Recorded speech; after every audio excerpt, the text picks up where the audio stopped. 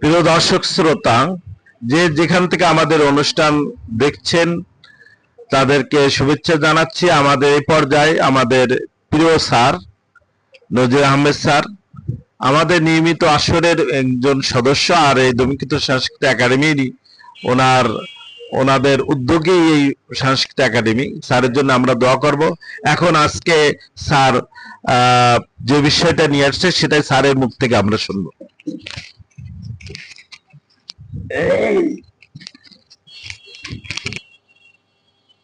বিসমিল্লাহির রহমানির রহিম। সম্মানিত সঞ্চালক মহোদয়, উপস্থিত প্রফেসর, শিক্ষক এবং অন্যান্য কবি সাহিত্যিকগণ, সবারই প্রতি সালাম ও শ্রদ্ধা দিয়ে আমি প্রথমত বাংলা সাহিত্যের যে একটু আগেই বলা হলো কবি রবীন্দ্রনাথের কথা, তো আমরা সবাই কৃষক। আমাদের সারা জীবন ধরে যা আমরা আয় করব, মৃত্যুকালে আমরা সব রেখে চলে যেতে হবে। কবি সোনার তরী কবিতায় এমনই আপনি সুন্দরভাবে তুলে ধরেছেন। এমন মহান একটি কবিতা অনেক সাহিত্যিক রচনা করতে পারেনি। আমি তাদের প্রতি, সেই কবির প্রতি শ্রদ্ধা জানিয়ে, আপনাদের প্রতি শ্রদ্ধা জানিয়ে আমি একটি প্রবন্ধ, আমার নিজের রচনা করা একটা বইয়ের অংশ, আমি এটা পড়ে আপনাদের কাছ থেকে চাচ্ছি যে আপনারা আমার এটা ঠিক হয় কিনা। সুপ্রিয় দর্শক শ্রোতা, আপনাদের প্রতি আমার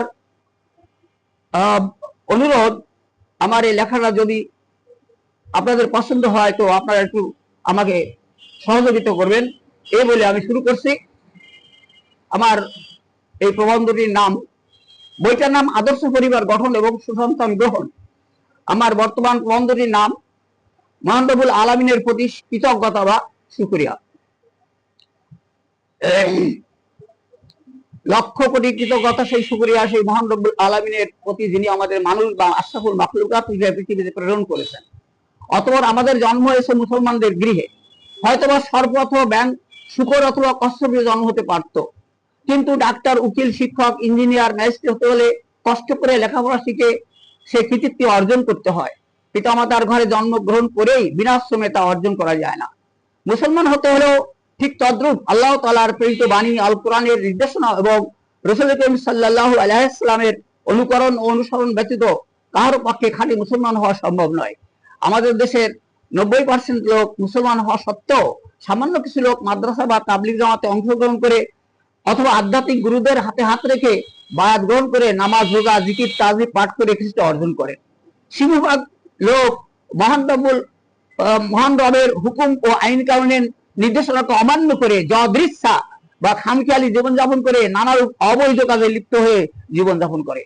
একদল তো একেবারে নাস্তিক সেজে যা পাই তাই খাই, হারাম হালাল বাছাবাছি নাই ভাবে জীবনযাপন করে। কিন্তু আমাদের কি ভেবে দেখা উচিত নয়, এই পার্থিব জীবন ছাড়া মৃত্যুর পর আরেকটি জীবন আছে? সে বিষয়ে কোনো ভাবনা চিন্তা অনেকেরই নেই। এবং সেই জীবনে বা পরকালে এই জীবনের সকল কর্মের হিসাব নিকাশ যাররা হিসাবে দিতে হবে। সূরা জিলজাল। একজন মুসলমানের জীবন অতি সহজ ও সরল। তাকে কোনো পুলিশের ভয়, জেল হাজতের ভয় বা ফাঁসি কাষ্ঠের কোনো ভয়ের কোনো কারণ নেই। বাস্তব উদাহরণ, আমাদের দেশের মসজিদের ইমামগণ যারা প্রকৃত ইসলামী জীবন বিধান গ্রহণ করেন, ইসলামী জীবন বিধান এর জন্য 3টি স্তরের শিক্ষা ব্যবস্থা রয়েছে। প্রথমত, আমাদের মতো সাধারণ মানুষের, জনগণের জন্য নামাজ, রোজা, হজ, যাকাত পালনের জন্য জরুরি মাসালা সমূহ শিক্ষার নিমিত্তে প্রথম জীবনে কয়েক বছর মাদ্রাসায় শিক্ষা গ্রহণ করা দরকার।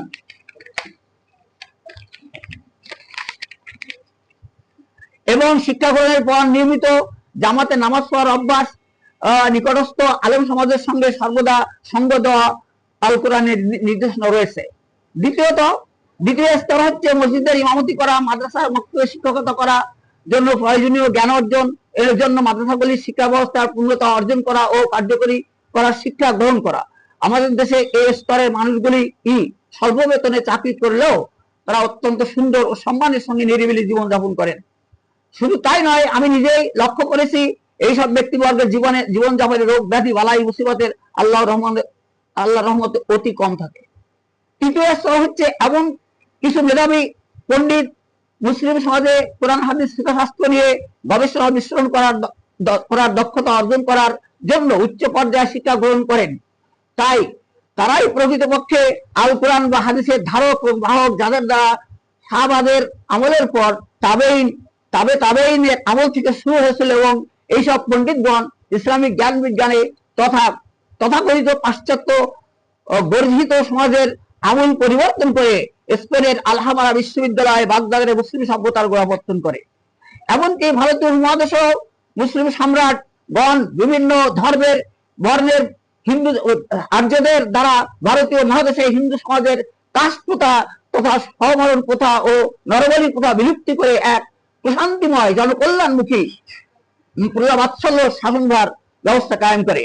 ইসলামের প্রাথমিক জীবনে কোরআন এবং সুন্নাহ বা ইসলামের নিয়মকানুন তথা ইসলামিক রাজ্য বিজয়ের জন্য জিহাদ এর বিষয়ে নবী করিম সাল্লাল্লাহু আলাইহি ওয়াসাল্লাম এর সময় সাহাবা এত ব্যস্ত থাকতেন, ফলে তখন একই ব্যক্তির ভিতরে শরীয়তের জ্ঞান, আত্মিক উন্নতি বা মারফতের চিন্তা উদ্বুদ্ধ ছিলেন।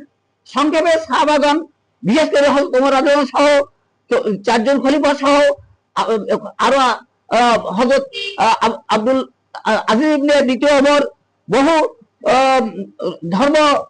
ধর্মীয় শাসকগণ ইতিহাসে জ্বলন্ত দৃষ্টান্ত। কিন্তু 2000 বছরের পরিক্রমায় বর্তমান যুগে ইজমা, কিয়াস, জিহাদ, তাসাউফ বিভিন্ন শাস্ত্রের জ্ঞান গরিমায় গবেষণায় বিশদভাবে বিস্তার লাভ করে ইসলামিক জগৎ বিশাল আকার ধারণ করেছে বিধায় মত ও পথের বিভিন্নতার জন্য ইসলামিক চিন্তাবিদগণ বিভক্ত হয়ে পড়েছে। তার ভিতর আবার ব্যক্তিত্বের প্রভাব, বস্তু জগতের উপর স্বার্থ সিদ্ধির প্রভাবে আজ ইসলামী জগৎ খণ্ড বিখণ্ড হয়ে ধ্বংসযজ্ঞের সম্মুখীন। আজ ইরান ধ্বংসের মুখে, লিবিয়া, সিরিয়া, আফগানিস্তানে কয়েক যুগের যুদ্ধ বিগ্রহ সবই মুসলমানদের নিজ নিজ কর্মফল। ইসলাম যেমন একটি মানব দেহ, তার একটি অঙ্গকে যে আঘাত লাগে সমস্ত শরীরে ব্যথা অনুভূত হয়, কিন্তু আজ বিদেশি চক্রের ফাঁদে পড়ে একে অপরের বিরুদ্ধে লেগে থাকা কোরআন অথবা হাদিসের অবমাননা ও বিদায় হজে অবমান্য করা। বিদায় হজে রাসূল সাল্লাল্লাহু আলাইহি ওয়াসাল্লাম বলেছিলেন, আমি আপনাদের দুটি বিষয় রেখে যাচ্ছি, প্রথম হলো আল কোরআন এবং দ্বিতীয়টি হলো আমার সুন্নাহ। আপনারা যদি এই দুটি নিয়ম কারণ যথাযথভাবে ধরে রাখেন, পালন করেন, তবে কখনো আপনারা লাঞ্ছিত হবেন না, আপনাদের কখনো ধ্বংস আসবে না অথবা আসবে না। কিন্তু আমরা রাসূল সাল্লাল্লাহু আলাইহি ওয়াসাল্লামের উক্তিকে মোটেও পালন করছি না বলে মনে হয়। বিষয়টি মুসলিম জাহানের জন্য বিপর্যয়ের বিপদ সংকেত। আসসালামু আলাইকুম ওয়া রাহমাতুল্লাহ।